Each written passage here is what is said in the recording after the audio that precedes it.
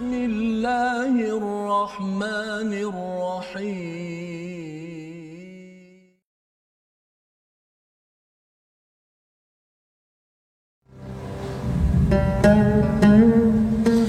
رمضان تجلى وابتسم طوبى للعبد إذا اغتنما رمضان تجلى وابتسم طوبى للعبد إذا اغتنما أرضى مولاه إذا التزم طوبى للنفس بتقواها.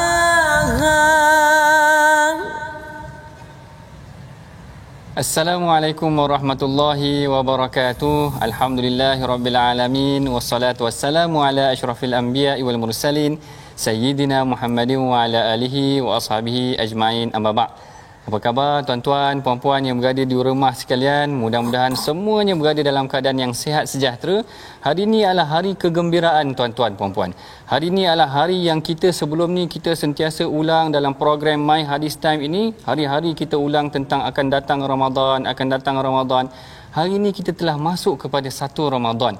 Hari ini perbincangan kita pun akan berubah sikit format dia kerana menyambut tentang kedatangan Ramadan ini. Hari ini adalah hari yang istimewa, episod khas untuk perbincangan kita dalam program My Hadis Time mengenai Ramadan. Kalau sebelum ni kita telah membincangkan tentang bagaimana nak sambut Ramadan, bagaimana Saidina Umar menghidupkan lampu, bagaimana dengan Rasulullah memperbanyakkan bacaan Al-Quran, Saidina Anas menceritakan para sahabat memperbanyakkan bacaan Al-Quran.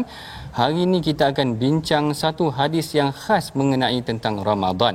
Dan disebabkan kerana hari ini adalah hari yang istimewa, kita datangkan kepada tuan-tuan, puan-puan yang berada di rumah seorang tetamu yang istimewa yang bersama dengan saya dan bersama dengan kami semua pada hari ini tidak lain dan tidak bukan Ustaz Mustafa Suki. Apa khabar Ustaz? Alhamdulillah sihat. Sihat ya Ustaz? Sihat, alhamdulillah. Macam mana datang tadi? Kita ada jam ke? Alhamdulillah dalam keadaan yang selamat. Alhamdulillah. Macam mana bulan puasa Ustaz? Puasa pertama okey Ustaz Alhamdulillah tak lupa. Alhamdulillah.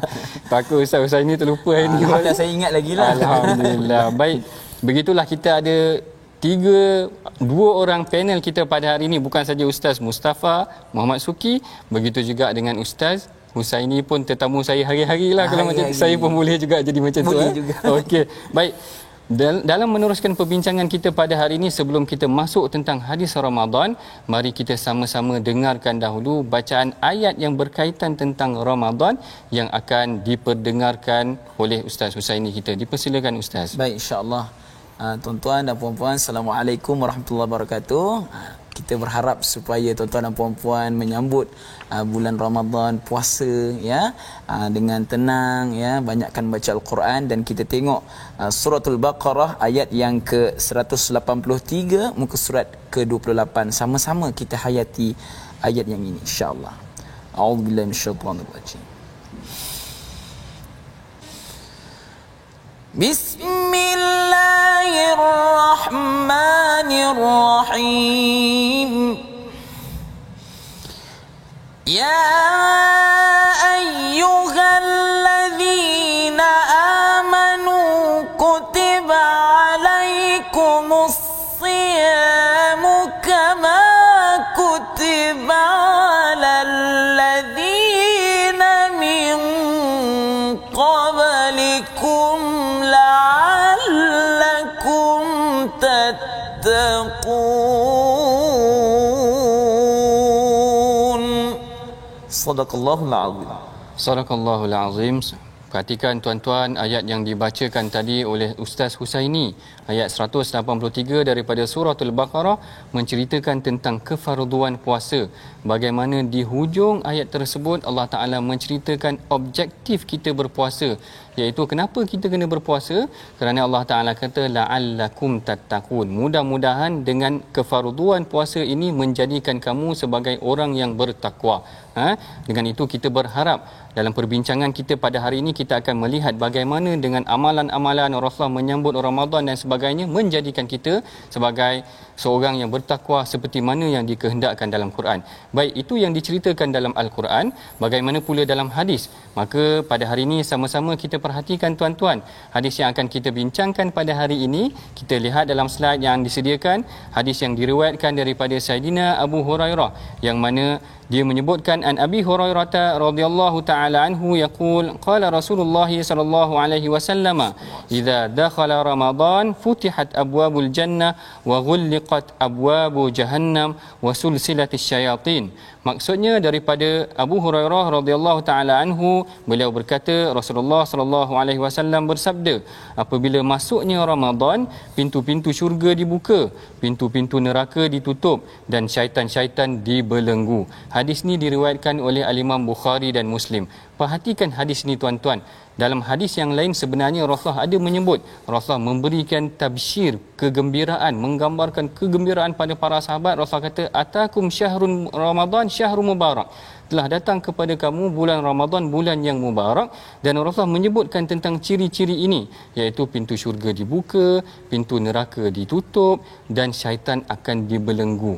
Perbincangan mengenai tentang bagaimana apakah yang dimaksudkan dengan pintu syurga dibuka ataupun apakah yang dimaksudkan dengan pintu neraka ditutup dan bagaimana yang dikatakan syaitan-syaitan dibelenggu ini akan dibincangkan secara terperinci dalam sesi perbincangan kita pada hari ini dengan tetamu undangan kita yang akan menceritakan secara lebih mendalam mengenai tentang perkara ini. Tapi sebelum kita masuk kepada perbincangan yang membincangkan mengenai hadis ini, mari kita sama-sama jadikan Ramadan ini tuan-tuan sebagai satu medan untuk kita memperbanyakkan amalan seperti mana yang telah kita sebutkan sebelum ini. Para sahabat apabila datangnya Ramadan, mereka memfokuskan untuk melakukan ibadah. Ada di kalangan mereka yang memperbanyak bacaan Al-Quran, ada di kalangan mereka yang mendirikan Qiyamul Lail, ada juga di kalangan mereka yang menghidupkan amalan-amalan yang lain. Yang kita perhatikan dalam hadis, kita akan dapati Rasulullah adalah orang yang paling banyak melakukan perkara-perkara sedemikian dalam bulan Ramadan, mempertingkatkan perkara ini dalam bulan Ramadan. Baik, dalam sesi yang akan diteruskan selepas daripada ini, perbincangan akan masuk kepada perincian mengenai hadis ini. Kita rehat dahulu seketika, kita akan teruskan perbincangan kita dalam sesi seterusnya dalam program My Hadis Time Rasulullah Suri Teladan.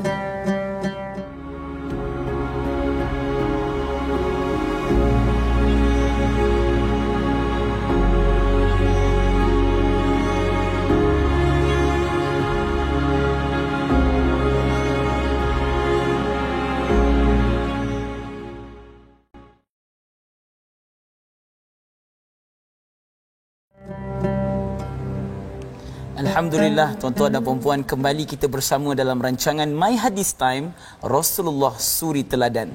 Kita telah pun mendengar hadis yang telah dibacakan oleh Dr. Sanusi sebentar tadi, bagaimana ketika mana apa yang berlaku dalam bulan Ramadan. Tapi sebelum tu saya nak bertanya dulu kepada tetamu kita pada hari ini, iaitu Ustaz Mustafa. Kalau kita kan masyarakat Melayu Islam ni sekarang, kalau kita menyambut bulan Ramadan tu, kita sambut dengan yalah lilin tu dihidupkan. Mungkin adalah yang membaca Al-Quran dan sebagainya. Tapi pada zaman Nabi SAW, bagaimanakah sambutan bulan Ramadan itu disambut ketika mana pada zaman Nabi SAW? Silakan. Baik, Assalamualaikum warahmatullahi wabarakatuh. Bismillah wassalatu wassalamu ala Rasulillah. Terima kasih kepada Dr. Sanusi yang sangat ceria pada hari pertama Ramadan ini. Dan kemudian Ustaz Usaini, bila buka mulut je tahu sedap dah. Tahu sedap dah. Masya-Allah. Jadi juga sidang penuntut rahmati Allah Subhanahu Wa Taala, petang-petang ni masak apa tu? Jadi ke tak jadi? Dah buka puasa. Jadi kita kembali kepada persoalan tadi, bila kita sebut tentang bagaimana Nabi SAW menyambut Ramadan ini, maka sudah tentu dia ada cara dan kaedahnya. Seperti mana kalau kita melihat antara perkara yang sangat penting yang banyak dalam hadis-hadis Nabi SAW sebutkan adalah, pertama, kita masuk Ramadan kena masuk dengan harta yang halal. Ini antara satu benda yang sering terlepas pandang oleh banyak masyarakat kita, kerana kita dalam bulan Ramadan kita nak doa, doktor. Kemudian kita nak buat ibadat, kita nak sedekah, kita nak buat wakaf lah waktu tu, nak bayar zakat. Bimbangnya seperti mana disebut dalam hadis sahih riwayat Imam Muslim, riwayat Imam Daruqutni dan sebagainya, kalau kita buat semua perkara ni tapi kita buat tu dengan sebab harta kita haram, maka semua tu tak ada nilai di sisi Allah Subhanahu Wa Taala. Jadi itu perkara pertama. Para sahabat radhiyallahu anhu ajma'in, memang semua di kalangan mereka masuk Ramadan kita pastikan harta kita itu bersih, suci, lagi menyucikan. Itu yang pertama. Yang kedua, kita masuk dalam keadaan yang kalau boleh saya rumuskan dengan 4K. 4K itu bukan 4,000. 4 yang mana tu? Yang pertama, kita masuk dengan aspek yang kita nak panggil ahsanu amala, itu amalan yang paling terbaik. Maka 4K itu pertama, untuk capai amalan paling terbaik bulan Ramadan itu seperti yang diamalkan oleh para sahabat dan sebagainya. Pertama, keikhlasan. Ikhlas tu kena penting. Itu antara benda yang utama ditekankan. Yang kedua, kita masuk pada bulan Ramadan ini kita perlu dengan kenabian. Kenapa sebut kenabian? Sebab kita nak puasa, nak buat sedekah, nak zakat, semua kena ikut sunnah Nabi sallallahu alaihi wasallam. Kalau kita tak ada kenabian itu, maka siapa lagi kita nak ikut? Yang ketiga, kita kena ada konsisten. Konsisten ni maksudnya masuk bulan Ramadan tiba-tiba semangat hari pertama. Masak pun macam tu juga, hari pertama semangat. Hari kedua pergi bazar lah. Jadi macam tu kan. Jadi kita punya konsisten itu kena ada. Itu yang ketiga. Yang keempat adalah kualiti tambah kuantiti. Ini dalam ibadat kita. Kita nak ibadat kita kualiti, bacaan Quran kita kualiti, ibadat kita kualiti di samping kuantiti yang banyak. Jadi 4 ini adalah persediaan, ataupun 2 ni saja cukup secara ringkasnya kita baik segala amalan kita, perbuatan kita, dan dengan sebab itu mudah-mudahan kita masuk Ramadan walaupun hari yang pertama dengan begitu bersemangat, keluar pun semangat juga. Masya-Allah. Baik. Saya masuk pula pada perbincangan hadis kita tadi tu, Ustaz. Kita ada sebutkan tentang bagaimana nanti datang Ramadan, pintu syurga dibuka, pintu neraka ditutup. Sebenarnya apa yang dimaksudkan oleh Rasulullah dalam hadis ni? Baik, terima kasih kepada Dr. Sanusi. Tutup buka ni biasa kita tahu pintu je. Ataupun turun saji. Ataupun peti ais. Ya, peti ais boleh jadi. Masya-Allah. Jadi bila sebut tentang pintu syurga dan juga pintu neraka ni, sebab tu disebut oleh ramai di kalangan para ulama, antaranya Imam Ibnu Abi Hatim dan sebagainya. Maksud di sini kita boleh, ataupun Imam Ibnu Hajar Al-Haytami juga menyebut, dia boleh jadi 2. Sama ada secara jelasnya, hakikatnya begitu, memang buka sungguh pintu syurga, memang tutup sungguh pintu neraka, ataupun dia boleh juga secara permisalan ataupun perbandingan. Misalan perbandingan ni maksudnya bila dibuka pintu syurga Allah Subhanahu Wa Taala itu, amalan soleh banyak akan naik. Satu.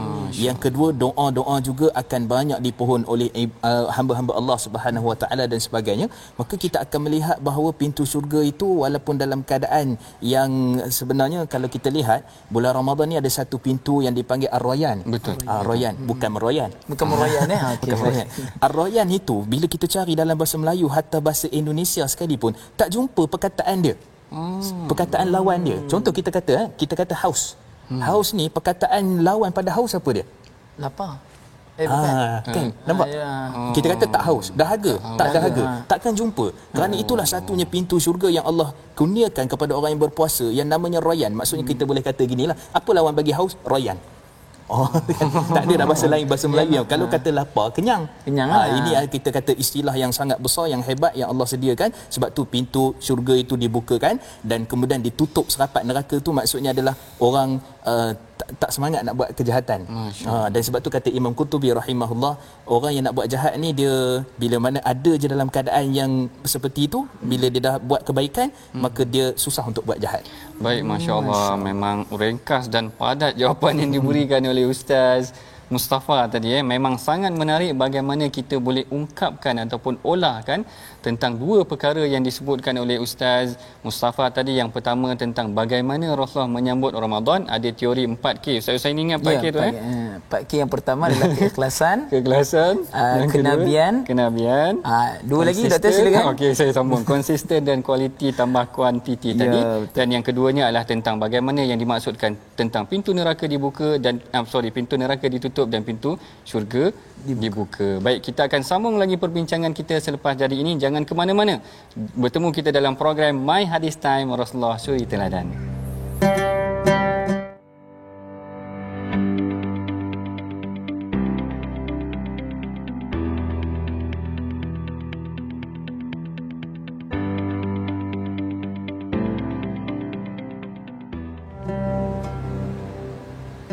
Baik, bertemu kita lagi dalam rancangan My Hadis Time Rasulullah Suri Teladan.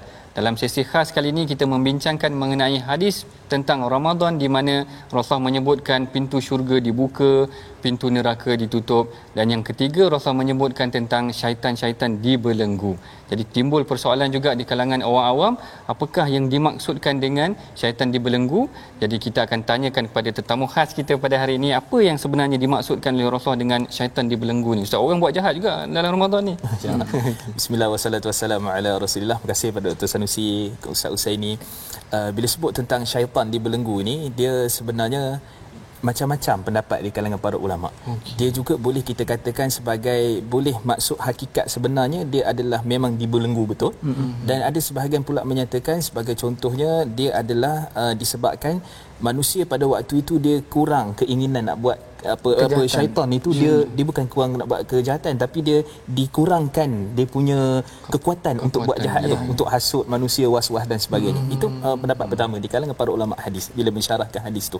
Yang kedua, maksud di sini juga adalah yang dirantai itu adalah yang besar-besar. Dia punya prebet lepas lagi. Chip dia. Kan? Itu ada sebahagian pendapat juga. Kemudian yang ketiga, maksudnya di sini juga adalah manusia itu sendiri sebenarnya dia sentiasa akan melakukan kebaikan, dan pelik kalau manusia itu dia tak buat baik bulan Ramadan. Sebab tu kata Imam Qurtubi, saya suka Imam Qurtubi buat kesimpulan, kenapa tadi doktor tanya kan, kenapa orang buat jahat lagi?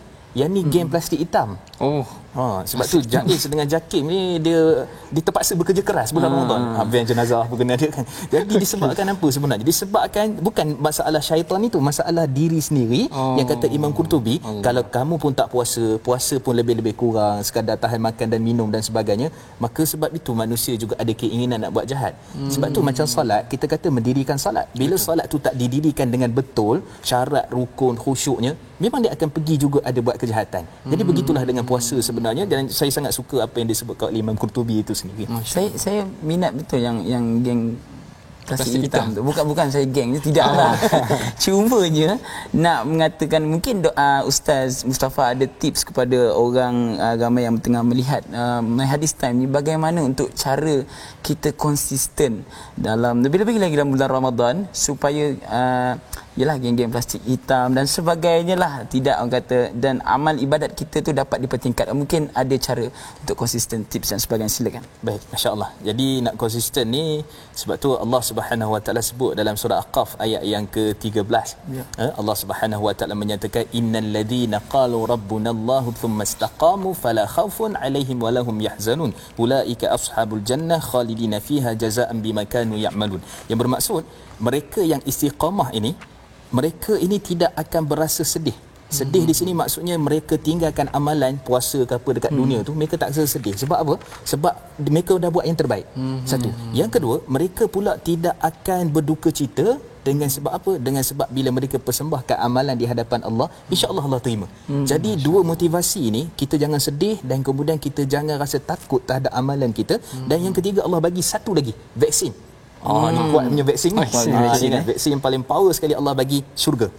Maka orang istiqamah dia boleh dapat, takkan sedih bila berhadap dengan Allah Subhanahu Wa Taala. Yang kedua, dia tidak akan menyesal, dan kemudian yang ketiga, dia akan mendapat syurga Allah Subhanahu Wa Taala. Jadi yang ni saya ingat satu ayat ni cukup bagi kita motivasi untuk istiqamah, supaya Ramadan kita ni bukan setakat awal je kan. Betul. Kan? Kemudian tarawih pun sama juga kan. Dan juga yang lain-lain juga, sedekah dan sebagainya. Maka kita nak konsisten dengan sebab kita mengharapkan syurga Allah Subhanahu Wa Taala. Baik, terima kasih Ustaz Mustafa. Masya-Allah, kita memang dicemburui oleh waktu sehingga masa kita sangat singkat. Sebelum kita akhiri program kita, mari kita sama-sama bacakan dahulu resolusi pengajaran kita pada hari ini mengenai tentang pengajian kita, hadis kita pada hari ini. Yang pertama, istiqamah melakukan ibadah dan perbaiki akhlak.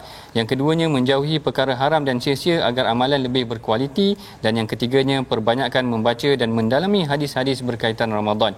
Baik, kita telah pun sampai pada penghujung rancangan. Sebelum saya serahkan kepada Ustaz Husaini untuk membaca doa, mudah-mudahan memberkati majlis kita pada hari ini, saya menyeru pada tuan-tuan, mari kita sama-sama untuk menyumbang ke dalam tabung gerakan Al-Quran tabung ini akan digunakan untuk membangunkan program-program yang berkaitan tentang pendidikan Al-Quran dan juga hadis ni sendiri. Saya ucapkan terima kasih juga kepada tetamu kita. Minta maaf Ustaz Mustafa, maknanya waktu kita sangat ringkas, kita hanya boleh sembang tak panjang sangat pada hari ini. Saya juga ucapkan selamat berbuka kepada tuan-tuan yang berada di rumah. Mudah-mudahan Allah Taala memberkati hari kita, dan saya serahkan kepada Ustaz Husaini untuk bacaan doa. Baik, insya-Allah tuan-tuan dan puan-puan, jom kita sama-sama bermunajat kepada Allah Subhanahu Wa Taala supaya khususnya dalam bulan Ramadan ini kita dikuatkan semangat dan Allah terima segala amalan kita, terutamanya dalam bulan Ramadan, insya-Allah. Bismillahirrahmanirrahim. Alhamdulillahi rabbil alamin, wassalatu wassalamu ala asyrafil anbiya'i wal mursalin wa ala alihi wa sahbihi ajma'in. Ya Allah, ya Tuhan kami memohon kepadamu ya Allah, jadikanlah bulan Ramadan kali ini bulan yang terbaik untuk kami ya Allah, untuk keluarga kami dan anak-anak kami ya Allah. Ya Allah, ya Tuhan kami, jadikanlah setiap ibadah kami ini ya Allah ibadah yang menjadi kualitinya ya Allah yang sangat baik ya Allah, di samping kami memperbanyakkan kuantitinya ya Allah dalam beribadat kepadamu ya Allah. Ya Allah, ya Tuhan kami memohon kepadamu ya Allah, jadikanlah Al-Quran ini kitab yang kami baca, terutamanya dalam bulan Ramadan ini ya Allah, kami membacanya ya Allah, kami tidak jemu-jemu untuk kami membacanya ya Allah. Ya Allah, ya Tuhan kami, Engkau jadikanlah bulan ini bulan yang terbaik untuk kami ya Allah, supaya habis nanti ya Allah kami dapat beramal lagi ya Allah. Rentetan daripada bulan Ramadan ini kami menjadi semangat dan terus semangat ya Allah. Rabbana atina fid dunya hasanah wa fil akhirati hasanah wa qina adzaban nar. Wa sallallahu ala sayyidina Muhammad wa ala alihi wa sahbihi wa sallam, walhamdulillahi rabbil alamin.